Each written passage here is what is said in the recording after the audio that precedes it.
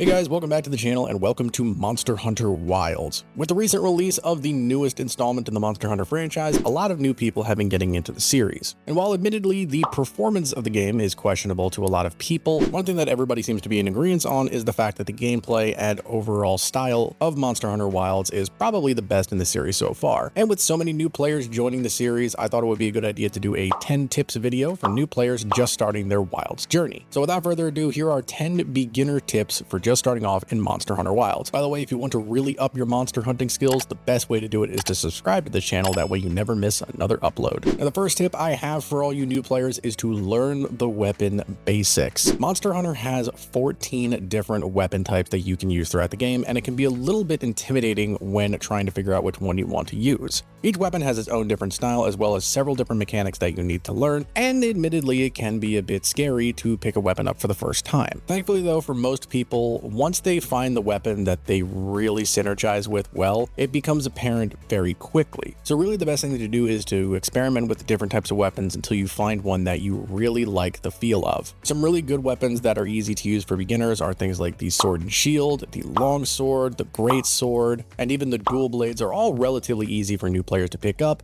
and they help give you a good baseline as to how the weapons in Monster Hunter work. And keep in mind that there is a training area that you can go to that has a dummy monster that you can use for practice. That way you can learn all the different combos and traits that a particular weapon has. The second tip I have for you is to observe the monster's behavior. There are a lot of different monsters that you're going to be fighting in Monster Hunter Wilds, and a lot of the times when you first come across a particular monster, you really don't know what they're going to do. And while you of course want to take out the monster as fast as you can, sometimes it's best just to hang back and watch what the monster does. Take the time to observe how the monster behaves, observe how it attacks, and use that time to study its movements so that way you know when to attack, when to fall back, how certain attacks hit, how certain attacks don't hit. How much of a windup does a monster do before it hits with a particular move? How many projectile attacks does it do? How much does it move around while it attacks? These are all things that you want to know before really jumping into fighting a particular monster. This will become less necessary the more and more you get used to fighting a particular monster, but at least starting off, you want to take it slow and see exactly how the monster behaves. That way you don't get caught off guard when it does some sort of follow-up attack that you're not prepared for. Then the third tip I have is to take advantage of the secret. The secret is a new addition to Monster Hunter Wilds. It's the little raptor bird thing that you are riding on. It's your little buddy, your little mount, and it is probably one of the best things that they've added into the entire game. I know some people are having trouble with actually using the secret, but I personally have not had any issues with its navigation, and it is just a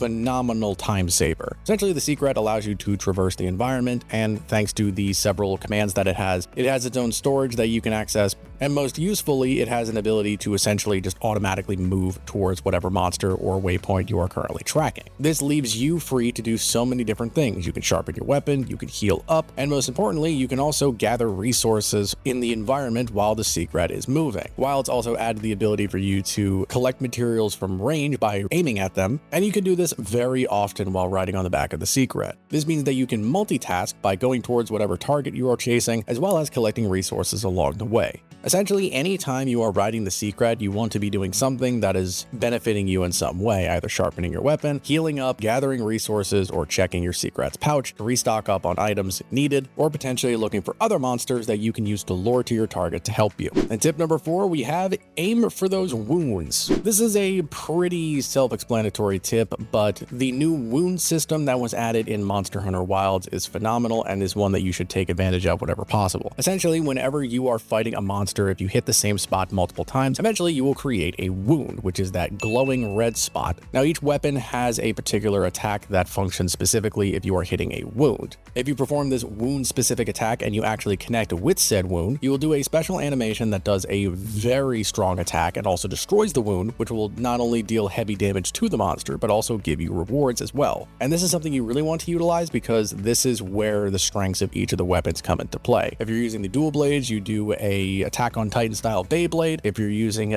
the longsword, you do a sort of samurai style slash. There's just a lot of different things that you can do, and focusing on hitting those wounds when they show up is nothing but beneficial for you and the rest of your team. You also have the ability to stun or knock down the monster if you break enough wounds, and it is just a great opportunity to deal massive chunks of damage to the monster. monster. So if you ever see a wound pop up on a particular monster, take advantage of it as much as you can. The fifth tip I have for you is to utilize elemental and status effects. Every weapon in the game does some form of element or status effect damage. Element is things like fire, water, ice, thunder, and dragon, whereas status effects are things like poison, paralysis, sleep, blast, and stun. And each monster in the game is weak or vulnerable to one of those particular types of elements or status effects, or in some cases multiple. So then going back to the very first tip I gave to you, which is learning the weapon basics and finding out which weapon works well for you, it's a good idea to invest in multiple different weapons that use different elements and status effects. That way you have the ability to fight against anything that comes your way. If you are basically just using a fire weapon throughout the course of your entire playthrough because it's doing very well, and then you come across a fire monster who is essentially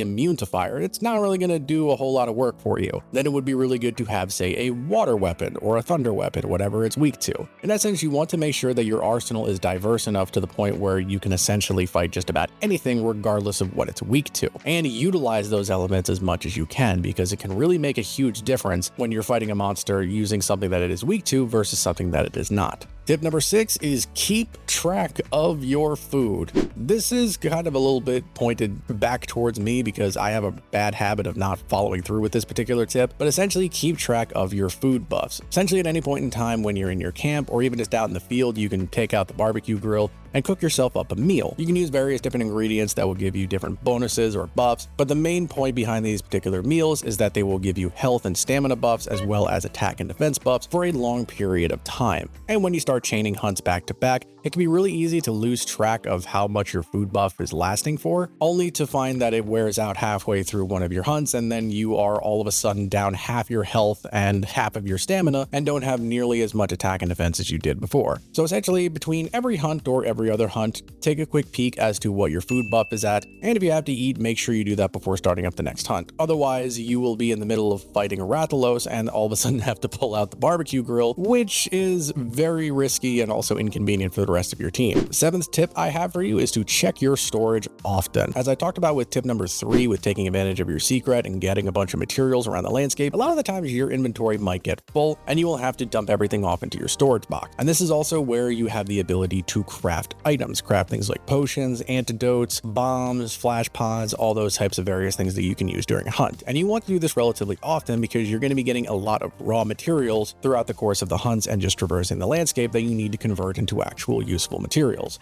For example, all the herbs that you get can be used into potions, and those potions can be combined with honey to make mega potions, which are going to be your primary form of healing. And you want to do this pretty often because it's very easy to lose track of this and then basically either just run out of or get very low on healing supplies or just sustaining supplies. That way, when you're in the middle of a hunt, you actually have the ability to heal yourself or debilitate the monster in some way. And it also helps you get a better understanding of what types of materials you need to prioritize when out in the field. If you have a ridiculous amount of potions and mega potions, you may not need to get herbs and honey a whole lot. Instead, you might want to focus on things like antidote materials or insects that allow you to craft tools that you can use against the monster. Now, the next tip I have for you might be controversial to some people, but I will stand by it, and that is to craft for stats, then for looks. I know that everybody wants to make themselves look as incredibly awesome as they possibly can in this game, but one thing that you need to take away from the armor crafting in this game is that you want to build something that is going to be useful for you. You want to have something that can benefit you and your playstyle before having something that looks good. Keep in mind that once you get to a certain point in the game, you have the ability to make your armor look like whatever you want.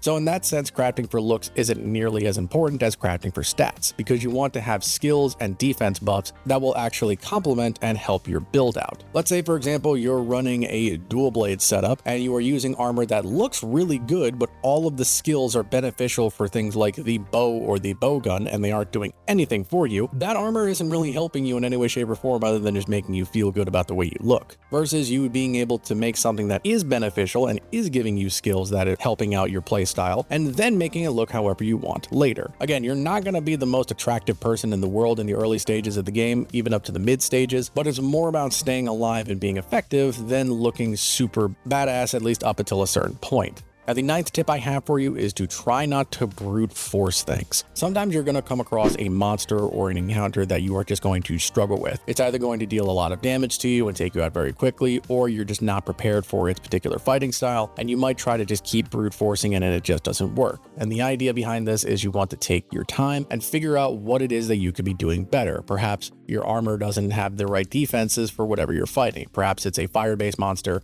and all of your armor is giving you negative fire resistance, which is causing you to take a lot more damage. Or perhaps, again, you aren't using a weapon that is of the proper element or status effect to be able to take it out very easily. Or perhaps you just don't understand a particular aspect about how this monster fights, and you need more time to learn and study its moveset. That way you can counteract or avoid it much easier. If you come across a part that you are stuck at, maybe take a breather and hunt some more smaller monsters to help you get better practice in whatever weapon or playstyle you're using, or use that time to maybe experiment with something else that you think might work. If a monster does not let you get close to it at all, maybe you need to switch to something that is more ranged oriented, that gives you a bit more of an opportunity to damage it without being in too much danger. And the final tip I have for you is to play in co-op, but also learn how to play in solo.